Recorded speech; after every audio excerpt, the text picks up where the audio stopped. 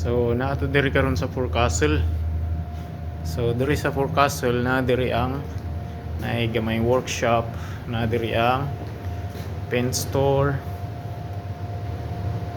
na diri bow thruster og labaw sa tanan na po diri ang fire pump. So ang fire pump usa gid ni siya sa ipangutana sa mga inspektor kung asa ang fire pump ibutang, or say si kapitan pud sa during drills mangutana na siya og asa ang fire pump gibutang.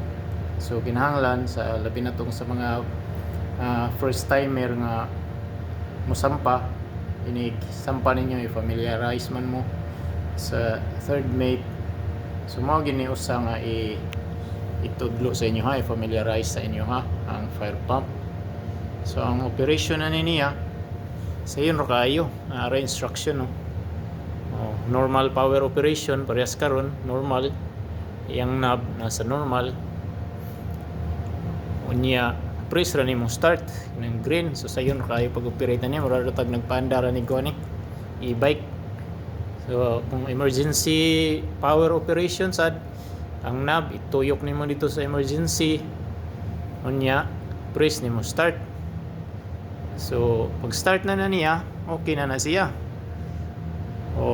So na yung mga kuan ang linyada na niya na diri araw ang linyada na siya diri sa bow thruster. Ang linyada gikan adto padung sa padung sa deck. So adto na padung sa mga hydrants.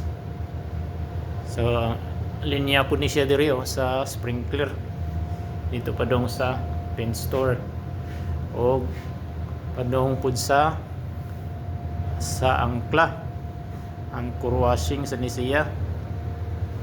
So kung magbira mo angkla ugasan man gina kay daghan mo naglapok. So paandaron ini mo ang fire pump. Mao na yung linya diha.